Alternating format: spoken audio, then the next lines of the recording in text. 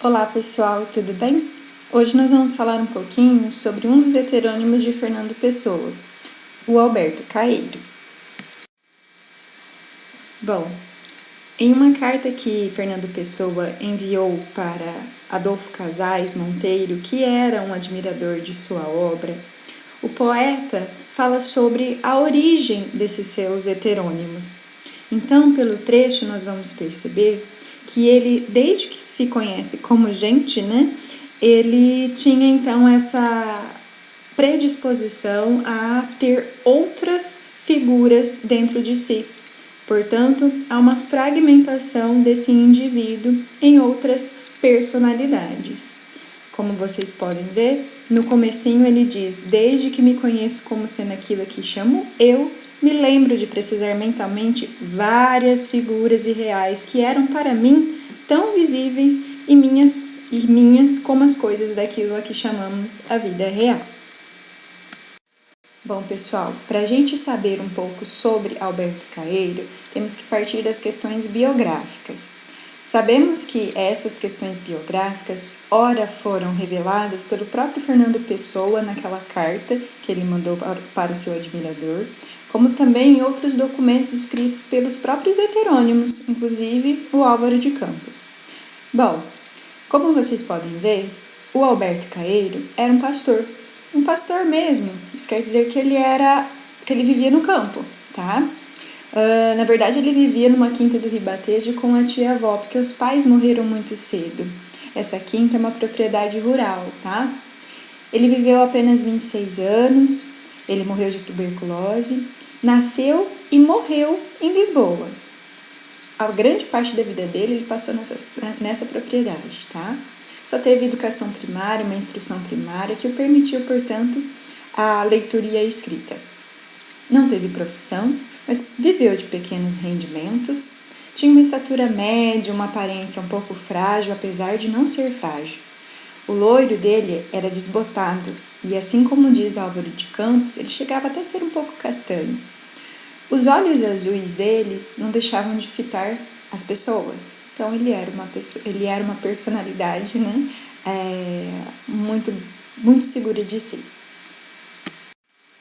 Agora nós temos que abordar um pouco as questões estilísticas e composicionais da obra de Alberto Caeiro. Então, o estilo desse pastor, desse poeta pastor, e também o conteúdo dos seus textos.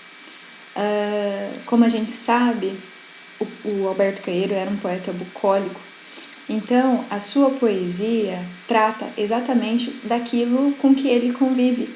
Então, o seu cotidiano é recheado de flores, de rios, de visitas, de outros elementos que se encontram ali naquele ambiente campestre.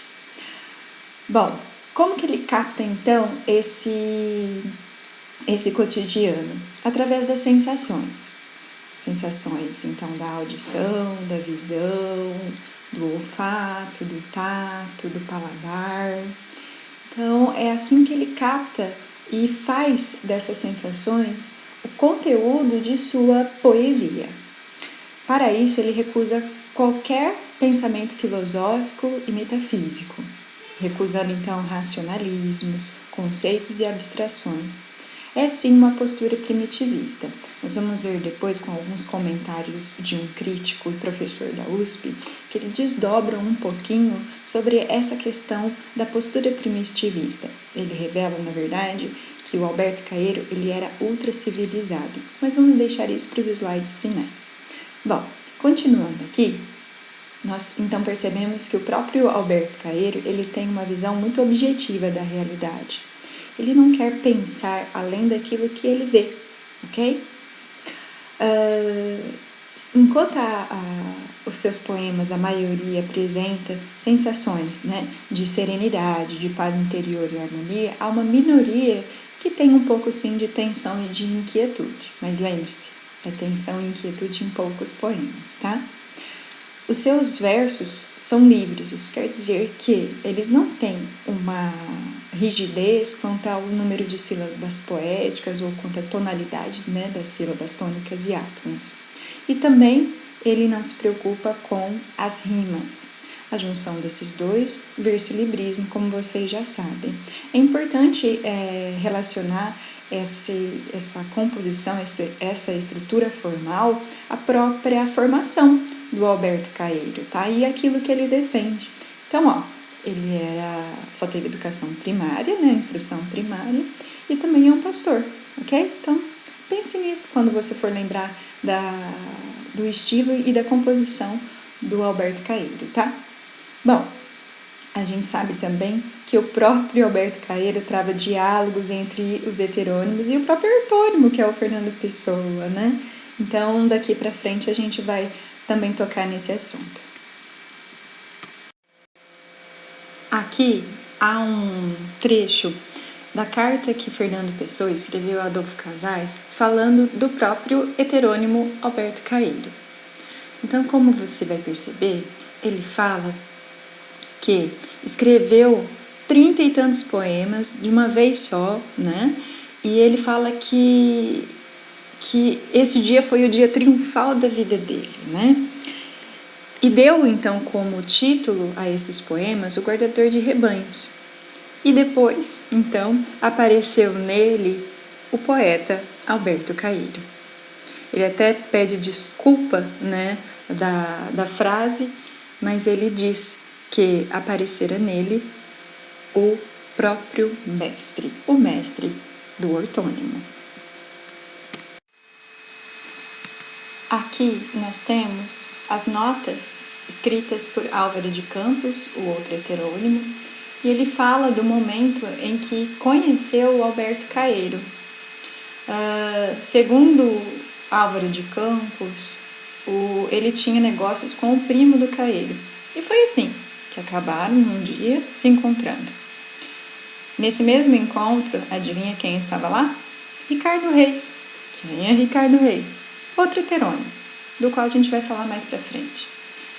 Bom, nessa reunião que ele teve, o Álvaro de Campos, ele cita alguns versos do William Wordsworth, que é um poeta inglês.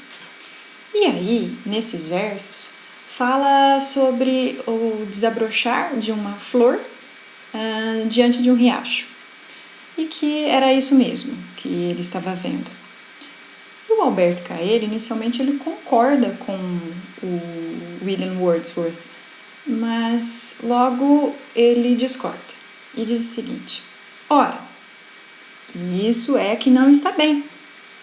Toda coisa que vemos, devemos vê-la sempre pela primeira vez, porque realmente é a primeira vez que a vemos.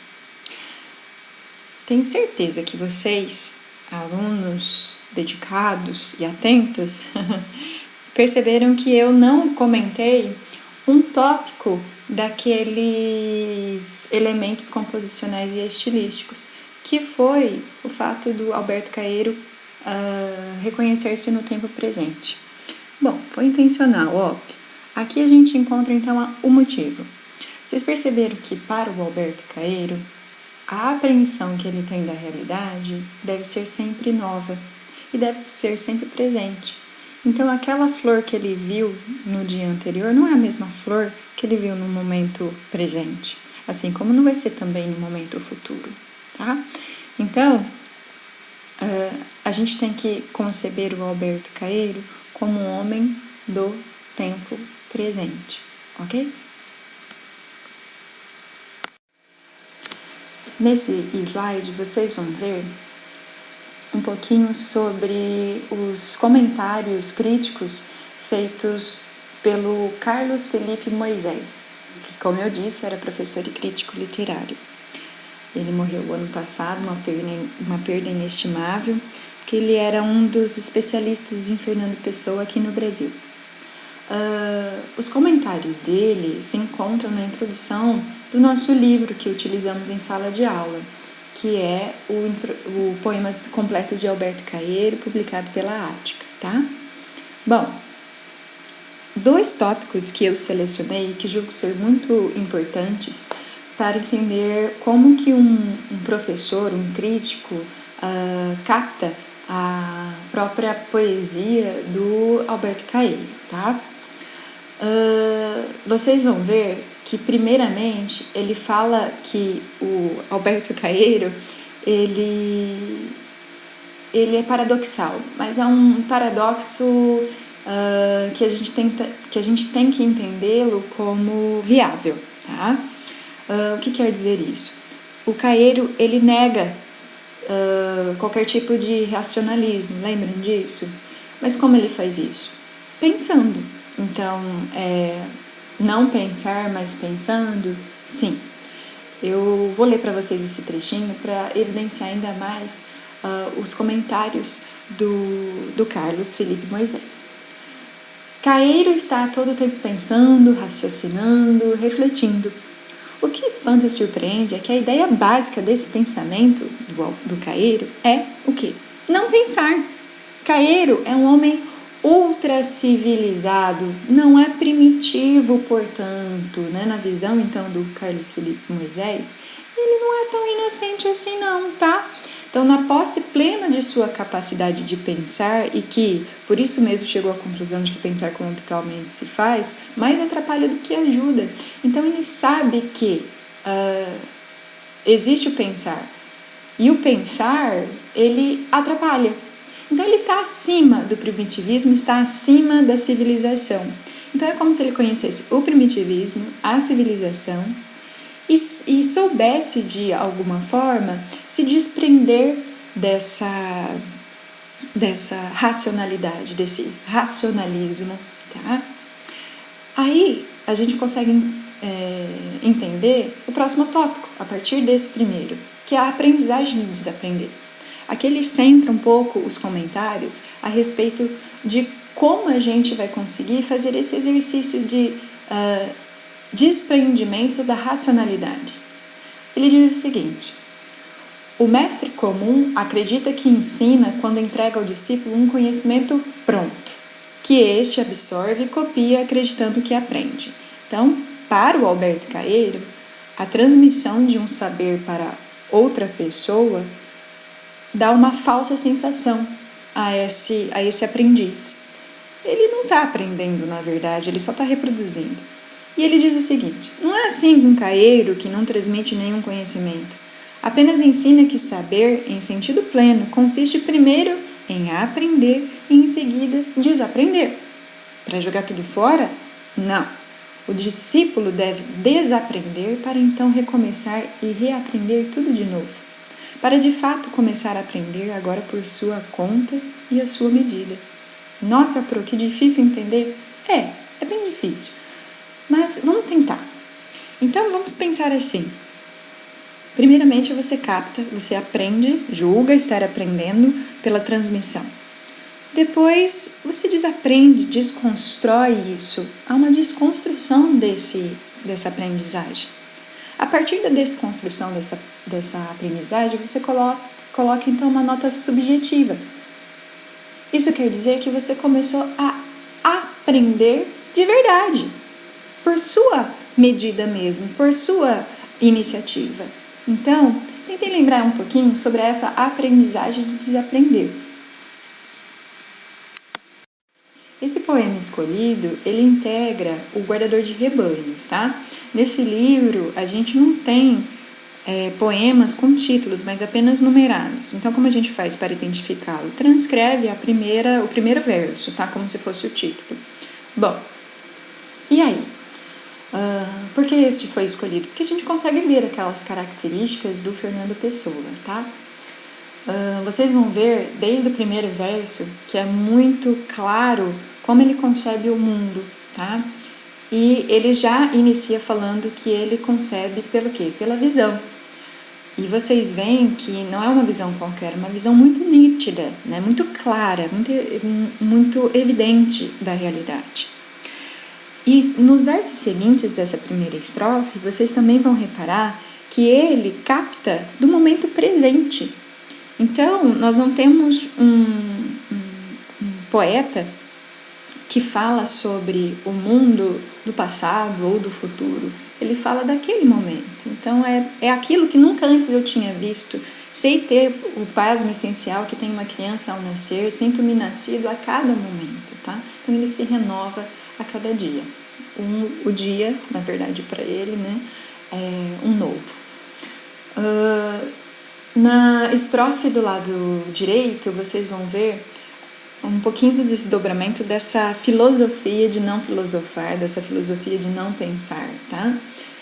Vocês vão ver que ele fala que ele crê no mundo porque vê este mundo, e não porque ele pensa no mundo, né? E, inclusive, ele afirma que pensar é estar doente dos olhos, né? Então, ele recusa esse racionalismo, né? Recusa a metafísica, ele recusa as abstrações, tá? E o último verso aí grifado para vocês é que ele deixa muito claro que ele não tem filosofia, o que ele tem é sentidos, tá bom? Outro poema de que eu gosto muito e que dá para entender bastante o Alberto Caeiro é esse: o que nós vemos das coisas são as coisas, né? Ou seja, o que nós vemos das coisas são as coisas. Nas duas primeiras estrofes a gente já percebe como ele concebe então o mundo, tá? Vocês podem ver que ele retoma a questão de concebê-lo pelas sensações, tá? Mas do que eu gosto demais dele é que nesse poema a gente vê a clara expressão, né, da aprendizagem de desaprender. Mas antes disso nós vamos ver a segunda estrofe. Ele diz o seguinte: o essencial é saber ver sem estar a pensar, e saber ver quando se vê e nem pensar quando se vê, nem ver quando se pensa. Então vocês perceberam que ele deve pensar separado e ver separado, e não os dois juntos. Então ele não concebe as duas coisas juntas. E ele diz o seguinte, que para se fazer isso, segregar essas duas partes, né, o pensar e o ver, é preciso então um estudo profundo, né, que é a tal da aprendizagem de desaprender. E para isso ele coloca para gente um exemplo, né, sobre os poetas que têm aquela liberdade, né, de atribuir sentidos às coisas que são evidentes, como, por exemplo, quando eles dizem que as estrelas são freiras, ou então que as flores são penitentes, né?